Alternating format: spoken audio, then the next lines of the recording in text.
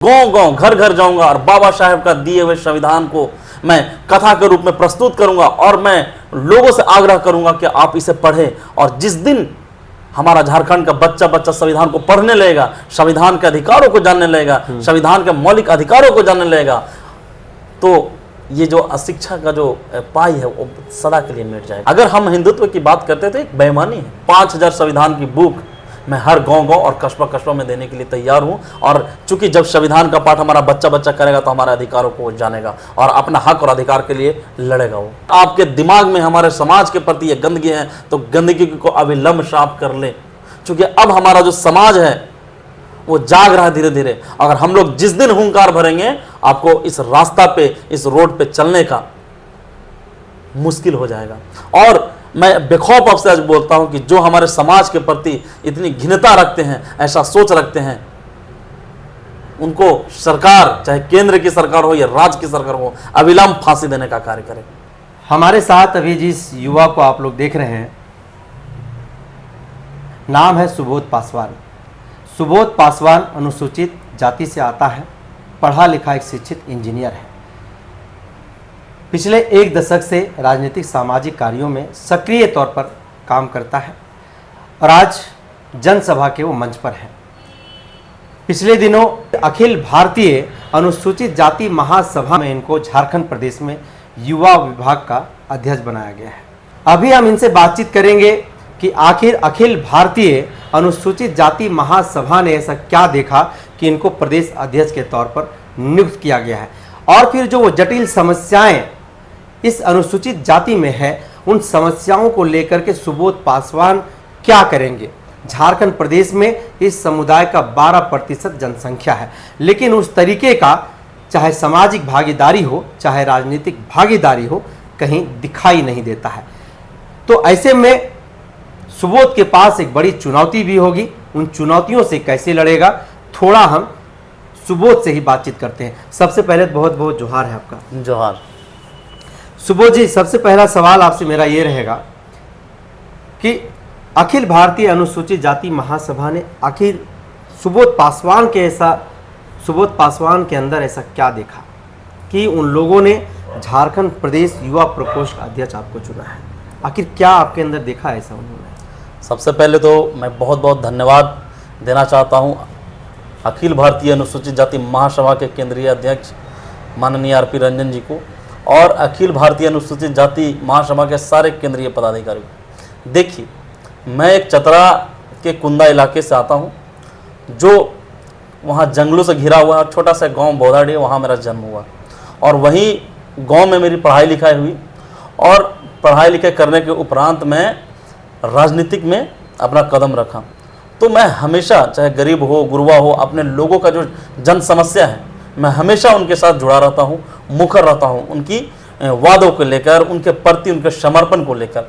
यही सब कार्यों पे अखिल भारतीय अनुसूचित जाति का महासभा का मेरे कार्यों के ऊपर उन्होंने देखा और मुझे इतने बड़े दायित्व दे।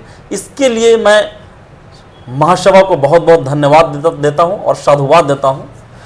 सुबोध जी, आप जिस जाति से आते हैं, आज भी लोग उस जाति को हिट दृष्टि से देखते हैं। आज भी आज़ादी के इतने वर्षों बाद इस तरह का कृत्य जो हो रहा है ये काफ़ी दर्दनीय होता है और काफ़ी दर्दनाक है। ऐसा होना नहीं चाहिए। बाबा साहेब ने हमें मौलिक अधिकार दिया, शिक्षा का अधिकार दिया, खाने का अधिकार दिया, अच्छा बोलने का अधिकार दिया, समाज में सर उठाकर चलने का अधिकार दिया। लेकिन मैं पिछले की घटनाओं को जब मैं देखता हूँ, चाहे ऊना कांड हो या हाथरस की कांड हो, या हमारे समाज में बहुत सारे ऐसे बच्चे हैं या बच्चियां हैं, मेरी माँ बहनाएं ऐसी हैं जिनको गलत दृष्टि एक वर्ग के द्वारा डाला जाता है और उस पर लीपा पोती किया जाता है, तो कहीं ना कहीं मन जो है आक्रोश से भर जाता है। लेकिन बाबा साहेब ने हमें एक शिक्षा जरूर दी है कि हम कलम की ताकत से लड़ेंगे। ठीक है, हम मानते हैं कि ये देश जो है हम मूल निवासियों का है और हमने यहाँ पे शुरू से ही रहा है और शुरू से ही हम लोग यहाँ पे रहते आए हैं। तो ये जो कृत्य है तो कहीं ना कहीं नहीं होना चाहिए और आने वाला समय जो है हम लोग अपनी मांगों को लेकर मुखर होंगे और मुखर हो रहे हैं। और हमारे समाज में बहुत सारे ऐसे युवा भी हैं जो पढ़ लिख कर ऐसा कार्य कर रहे हैं, देश का नाम रोशन कर रहे हैं। तो बहुत जल्द ही सबसे छुटकारा पा लेंगे। लेकिन हाँ, हम लोग अब युवा पीढ़ी के हैं, अब हमें कोई आंख दिखा दे ऐसा अब हो भी नहीं सकता है, क्योंकि समय पीछे की पृष्ठभूमि क्या रही है ये तो किसी से छुपा हुआ नहीं है। लेकिन आज का जो युवा है, हम लोग जो युवा हैं, हम लोग अपने हक और अधिकार को लड़कर लेने में सक्षम हैं। सुबोध जी, एक सवाल सामने आता है कि जो अनुसूचित जाति, झारखंड प्रदेश की हम बात करें या फिर पूरे देश की हम बात करें, अनुसूचित जाति का जो शिक्षा का स्तर है, चाहे रोजगार की हम बात करें, आज भी यह समाज काफ़ी पीछे दिखाई देता है। क्या कहेंगे इस पर? मैं आपकी बातों से सहमत हूँ। मैं खुद ही इस बातों को गौर किया कि मेरे फादर कल्याण विभाग में जॉब करते थे और मुझे उच्च शिक्षा लेने के लिए चेन्नई जैसे जगह में जाना पड़ा। तो गरीबी के जो कारण थे, हमारे पास पैसे नहीं थे। आप जान सकते हैं कि एक आम आदमी इंजीनियरिंग का इतना महंगा कोर्स कैसे करवाया जा सकता है। इसलिए उन्होंने घर पे खेत को गिरवी रखकर, बिहन बेचकर हमें पढ़ाया लिखाया। रही बात झारखंड की, तो झारखंड में भी हमारी जो दशा और दिशा है काफ़ी अच्छा नहीं है। लेकिन हमें इसे सुधारना होगा, अपने अधिकारों को, अपने मौलिक अधिकारों को पहचानना पड़ेगा। और इस लड़ाई में मैं दलित वर्ग के जितने भी युवा हैं, माताएं, बहनें और जितने भी पुरुष हैं, मैं सबको आह्वान करता हूं कि आप आइए, एक रोटी कम खाइए, लेकिन शिक्षा का जो मूल मंत्र है वो अपने बच्चों को जरूर दीजिए। नशा पान में आप देखिएगा तो यह जो जाति है, समुदाय है, वो काफ़ी संलिप्त दिखाई देता है।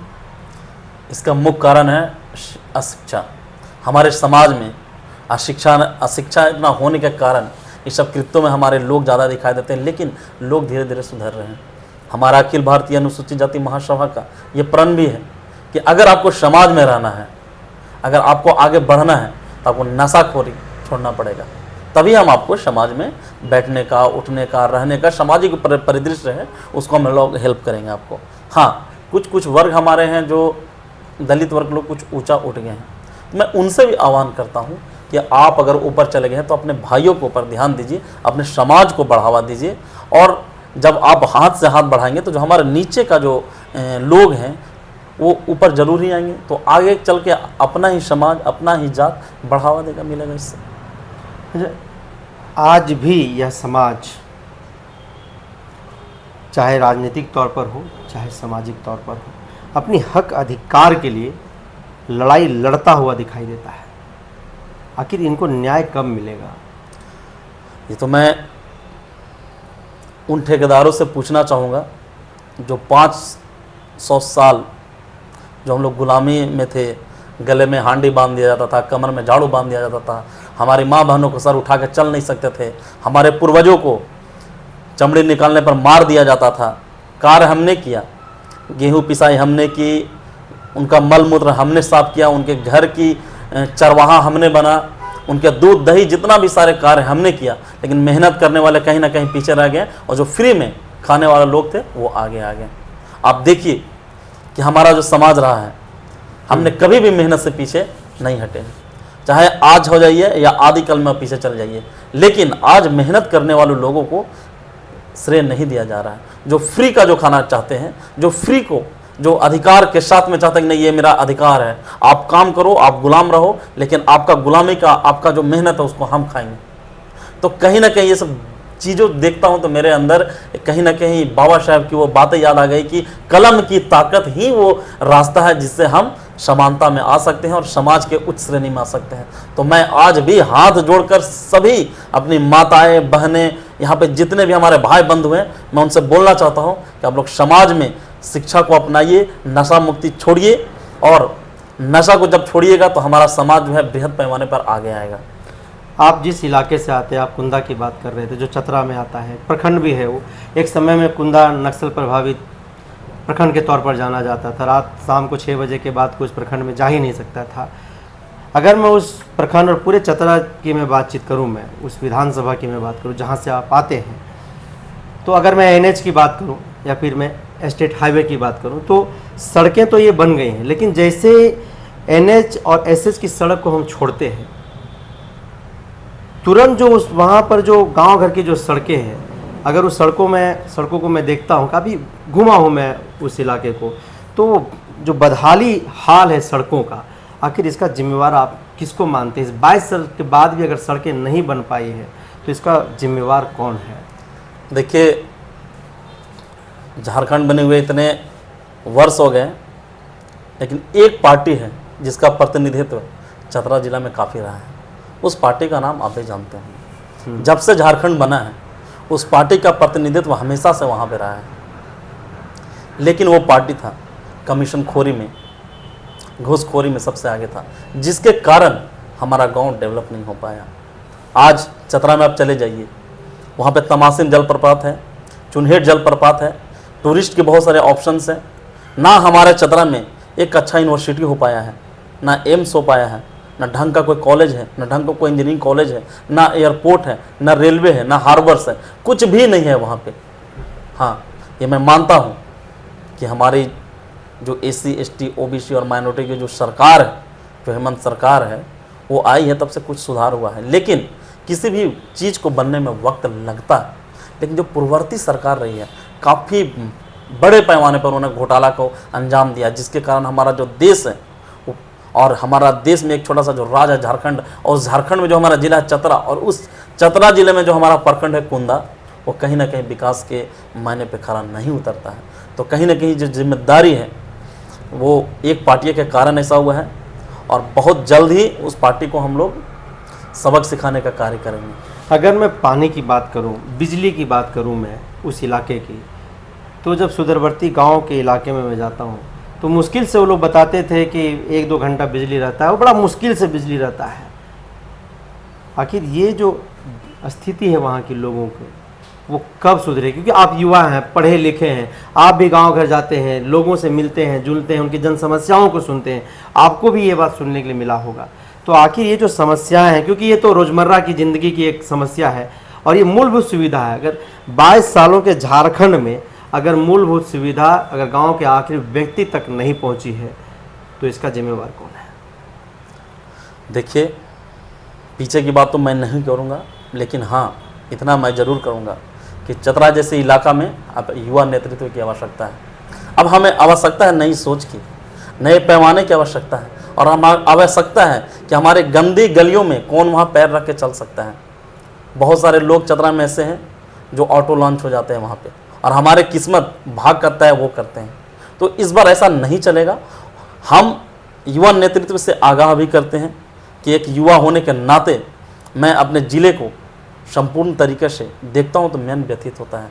जैसे मैं गंदी गलियों में जाता हूँ, वहाँ गोबर का खान देखता हूँ, अशिक्षा देखता हूँ, फैली हुई बीमारी देखता हूँ, हमारी माताएं बहनें जो 2-2 किलोमीटर दूर घड़ सर पे घड़ रख के जब पानी भरने जाती है चूहा से कुआं से, तो कहीं ना कहीं में मन व्यथित होता है। जब शिक्षा, कोई टैलेंट लड़का है जो पढ़ने लिखने में तेज है, तो उसे जब उस शिक्षा के लिए प्रोत्साहन नहीं मिल पाता है तो कहीं ना कहीं उसका टैलेंट जो है वो दब कर रह जाता है। तो आखिर इसका समाधान कैसे? समाधान यही है कि युवाओं को आगे आना पड़ेगा और नेतृत्व को अपने हाथों में लेना पड़ेगा, और सरकार से हमें यह मांग करना पड़ेगा कि आप जो हमारे हक है वो हमें दे। और विशेष रूप से आप ऐसे इलाकों में जो दुर्दांत तरीके से रहा, जो नक्सलियों का इतना आक्रमण वहाँ पे रहा, और आज भी लोग 7 बजे के बाद घरों में दरवाज़ा बंद कर लेते हैं, निकलते नहीं हैं, तो कहीं ना कहीं इस पर केंद्र सरकार हो या राज्य सरकार हो, उन्हें विशेष रूप से वहाँ पर ध्यान देने की आवश्यकता है। तो अनुसूचित जाति से आप आते हैं, तो क्या लगता है कि राजनीति कितना आसान है? देखिए, कोई भी चीज़ आज के दौर में आसान नहीं है, लेकिन उसके लिए संघर्ष करना पड़ेगा और कड़ी मेहनत करना पड़ेगा, और उस मेहनत के लिए और संघर्ष के लिए हम लोग तैयार हैं। तो जिस वक्त में भारत में हिंदुत्व का बोलबाला है, हिंदुत्व के नाम पर जो है सो प्रचार प्रसार किया जा रहा है, वोट मांगा जा रहा है, वैसे में क्या लगता है कि अगर कोई अनुसूचित जाति का युवा, कोई बेटा सामने आता है तो उनको यह अवसर मिलेगा?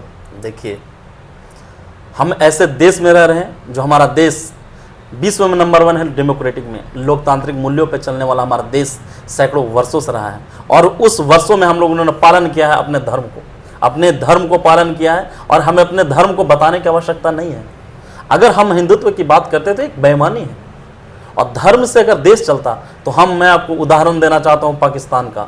सेम देश 1947 में वो भी आज़ाद हुआ, और 1947 में आज़ाद हम लोग भी हुए।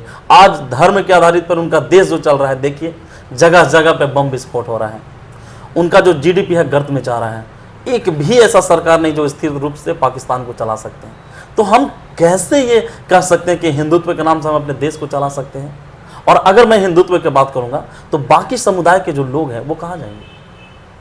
मैं इस चीज से आता हूँ, एसटी लोग कहाँ जाएंगे, सरदार लोग कहाँ जाएंगे, जैन लोग कहाँ जाएंगे, आसामी लोग कहाँ जाएंगे, कहाँ जाएंगे? हमारा देश बाबा साहेब संविधान के अनुसार चलेगा और बाबा साहेब संविधान में ये क्लियर रूप से लिखा हुआ है कि हमारा जो देश है ये लोकतंत्र है और धर्मनिरपेक्ष देश है। यहाँ पे किसी भी धर्म का बोलबाला नहीं हो सकता है। हाँ, हमें कभी कभी ये रिग्रेट बहुत महसूस होता है कि हमारे देश के जो यशस्वी प्रधानमंत्री तथा कथित जो कहते हैं कि कर्नाटक में जाकर बजरंगबली का नारा देते हैं, कहीं ना कहीं उनको ये नारा देना चाहिए कि हमारा देश का युवा कैसे आगे बढ़े, साइंस एंड टेक्नोलॉजी में कैसे आगे बढ़े, हमारा देश का जीडीपी कैसे सुधरे, हमारे देश की जो औद्योगिक क्रांति है वो आगे कैसे बढ़े। प्रत्येक वर्ष 2 करोड़ नौकरी देने का भी उन्होंने वादा किया था। देखिए, वादा तो बहुत कुछ हुआ उनका, बुलेट ट्रेन का भी था, स्मार्ट सिटी का भी था, 1 लाख वर्ष करोड़ SC ST पे खर्च करने का भी उन्होंने वादा किया था, लेकिन वादा उनका पूरा होता कहाँ है? वो तो बस जुमला लिए हुए पड़े हैं। और आप और हम बोलते हैं, मैं एक दलित वर्ग से बोलता हूं, सर इतनी बेईमानी हम लोग साथ कि आज भी मैं अगर मुखर रूप से आपको मैं बोल दूं कि हाँ, कि अगर मैं किसी उनकी पार्टी का मैं गलत रूप से उनको कुछ बोल दूं या आलोचना कर दूं, तीखी आलोचना कर दूं, तो मैं कोई आपको आश्चर्य नहीं होगा कि शाम के शाम मैं जेल में बंद हो सकता हूं। तो कहीं ना कहीं हमारा जो देश है, इस देश में कुछ लोग अवैध तरीके से चला रहे हैं देश को और लोकतांत्रिक मूल्यों को कूट कूट कर इसको नष्ट करने का कार्य कर रहे हैं। आपने संविधान का जिक्र किया और आपने कहा कि संविधान के अनुसार ही यह देश चलेगा, चल रहा है। लेकिन अब जो इस देश में जो चंद चालाक लोग हैं, चंद प्रतिशत जिनकी जनसंख्या है इस देश में, वो उस संविधान को ख़त्म कर देना चाहते हैं, फिर कैसे चलेगा? और वो लोग मनुस्मृति को लाना चाह रहे हैं। ये तो ठीक है, जो जिस चीज़ में पारंगत होते हैं वही भी कार्य करते हैं, लेकिन हम लोग को भी कमज़ोर ना समझें। हमारी आबादी झारखंड में 12% है और भारतवर्ष में हमारी इतनी आबादी है कि एक बार हुंकार ले लिए हम लोग तो कस के चिल्ला भी देंगे तो बहरी गूंगी सरकार का कान फट जाएगा। आप ये ना सोचे ये देश हमारा है, ये देश बाबा साहब का, अम्बेडकर के चलने वाले मानने वाले लोगों के लिए है, ये देश गांधी का है, ये देश नेहरू का है और ये देश लालू प्रसाद यादव को है। मैं मानता हूँ कि कुछ लोग ऐसे हैं जो देश को तोड़ना चाहते हैं, लेकिन उनसे बहुत अधिक संख्या ऐसे भी हैं जो देश का भला चाहते हैं और देश को जोड़ कर रखना चाहते हैं। तो ऐसी बातों पे ध्यान नहीं दिया जा सकता। और रही बात मनुस्मृति का, तो वो सपना जो है वो भ्रम पालते रहे। भ्रम पालना कोई बुरी बात नहीं, भ्रम पालते रहे। अनुसूचित जाति के विकास के लिए आपके पास क्या योजना है? मैं झारखंड के हर गांव-गांव, कस्बा में जाऊंगा और संविधान का जो ये पाठ है, जो जिस तरह हिंदुत्व का प्रचार करते हुए जो कथावाचक आते हैं और धर्म का प्रचार करते हैं, उसी तरीके से मैं गांव-गांव, घर-घर जाऊंगा और बाबा साहेब का दिए हुए संविधान को मैं कथा के रूप में प्रस्तुत करूंगा और मैं लोगों से आग्रह करूंगा कि आप इसे पढ़ें। और जिस दिन हमारा झारखंड का बच्चा संविधान को पढ़ने लगेगा, संविधान के अधिकारों को जानने लगेगा, संविधान के मौलिक अधिकारों को जानने लगेगा, तो ये जो अशिक्षा का जो पाई है वो सदा के लिए मिट जाएगा। तो मैं आग्रह करता हूँ झारखंड की सभी तमाम माताएं, बहनें, हमारे बुजुर्गों से, हम उम्र के साथियों से कि आप संविधान को पढ़ें और अपने अधिकारों को जानें और कलम उठाएं, क्योंकि कलम की ताकत ऐसी ताकत है जो दुनिया में सबसे बड़ी ताकत के रूप में माना जाता है। और मैं धन्यवाद देना चाहता हूं बाबा साहेब आम्बेडकर के कि उनकी इस संविधान की ताकत की वजह से मैं आपके सामने बैठा हुआ हूँ और आपके सामने मैं ये इंटरव्यू दे रहा हूँ।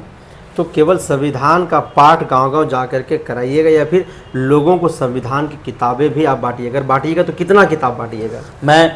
ये मेरा दिल की जो बातें थी आपने बोल दी। मैं आपके इस मंच से मैं बहुत जल्दी ये घोषणा आज ही कर देता हूँ कि 5000 संविधान की बुक मैं हर गांव-गांव और कस्बा में देने के लिए तैयार हूँ। और चूंकि जब संविधान का पाठ हमारा बच्चा करेगा तो हमारे अधिकारों को जानेगा और अपना हक और अधिकार के लिए लड़ेगा। वो अनुसूचित जाति के साथ जो शोषण हो रहा है, जो अत्याचार उनके साथ हो रहा है, बेटियों के साथ बलात्कार हो रहा है, सामूहिक बलात्कार हो रहा है, उनके साथ प्रताड़ना जो जिस तरीके से हो रही है, उनको हीन दृष्टि से उनको देखा जा रहा है, उनको शूद्र कहा जा रहा है, उनको डोम चमार कहा जा रहा है, नाली साफ करने वाला कहा जा रहा है, या फिर इस देश में जो अनुसूचित जाति के साथ हो रहा है उससे कैसे लड़िएगा और कैसे अपने समाज को और उस अपराधियों को क्या जवाब दीजिएगा?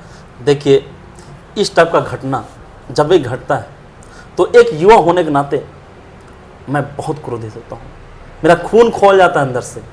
लेकिन मैं समाज के उन ठेकेदारों से और कृत्य करने वाले उन अपराधियों से भी मैं स्पष्ट रूप से कह देना चाहता हूं कि हमारा समाज अब जाग रहा है। अगर आप हमारी बहन बेटियों पे, हमारे लोगों पे गलत नजर डालोगे तो इसका अंजाम भी आपको भुगतना पड़ेगा। आग से आग नहीं मिटाई जा सकती है, परंतु एक पक्ष की ही समझदारी की जरूरत नहीं है। अभी मैं आपको बताया कि पलामू में हमारी बहन के साथ ऐसा दुराचार की घटना किया गया।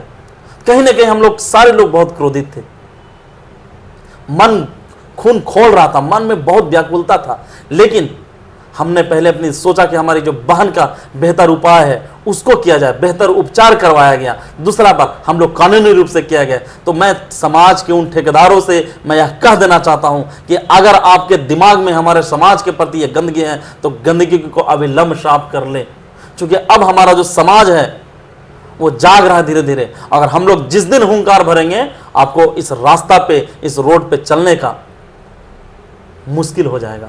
और मैं बेखौफ आपसे आज बोलता हूं कि जो हमारे समाज के प्रति इतनी घृणा रखते हैं, ऐसा सोच रखते हैं, उनको सरकार, चाहे केंद्र की सरकार हो या राज्य की सरकार हो, अविलंब फांसी देने का कार्य करे। फांसी से ही एक कार्य को रोक सकता है। हम लोगों ने बाबा साहब के दिए हुए आदर्शों पे चल रहे हैं तो कुछ लोगों को लग रहा है कि हम कमजोर हैं। अरे हम कमजोर नहीं हैं, हमारा समाज ने कलम पकड़कर चलना सिखाया है, कलम पकड़कर चल रहे हैं। ये मत बोलो कि हम लोग तलवार भी उठा सकते हैं, लेकिन हम लोग बाबा साहब का अनुयायी हैं। बाबा साहब को कार्यों के शिक्षा के मूल अधिकारों पे हम लोग चलते हैं। लेकिन मैं साफ शब्दों में बोल सकता हूं कि अगर हमारी कोई भी बहन के साथ अत्याचार होता है तो उस अत्याचार करने वाले लोगों को अविलंब मैं मांग करता हूं, और हमारे जो हम उम्र के युवा जो हैं वो मांग करें कि उसको अविलंब तुरंत वहां फांसी हो और मामले को वहीं रफा दफा फांसी करके खत्म कर दिया जाए।